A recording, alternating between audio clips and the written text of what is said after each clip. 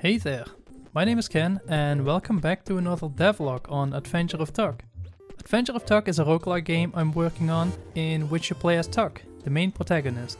In this game you'll explore new biomes, defeat enemies with unique abilities and make friends with cute little characters. Adventure of Tuck also has a Steam page, so if you like what you're seeing here, then I would appreciate it a ton if you would wishlist the game. So, it has been quite some time since my last devlog, nearly 5 months actually. And you're probably thinking, wow, it's been that long? He must have done a ton of work. Well, no I didn't.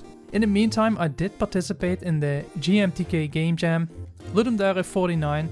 I remade a Mario Party game for a big collab with other YouTubers, and I've made a small clicker/idle mobile game. And next to that, I've also been actively job hunting for a job related to software engineering. The other reason I haven't made a devlog on Adventure of Tuck for a while is because I felt like I didn't have that much to show. The progress I've made in my last videos has been so insane that I've set the bar way too high for myself when it gets to the amount of content that I've added between the videos. The plan for now is to actually make a bit shorter videos with a bit less content.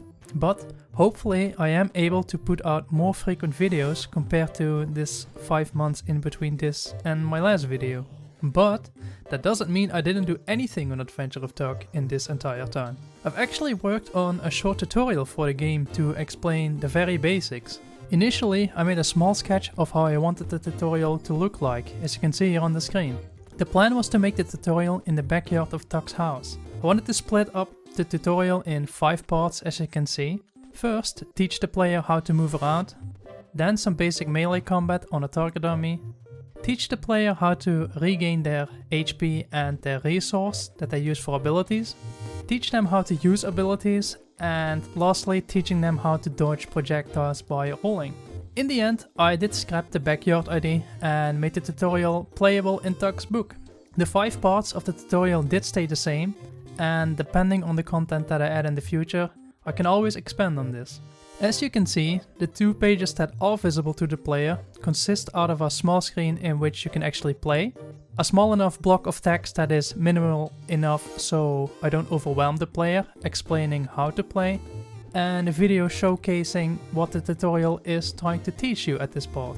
I think it's good to make the player instantly able to try out the thing you're teaching them so it sticks better in their head. I've also made a new simplified player controller in which I introduce the mechanics one by one. For example, at the first part, the player is literally only able to move around. The player cannot attack, can't use any abilities or roll around at this part.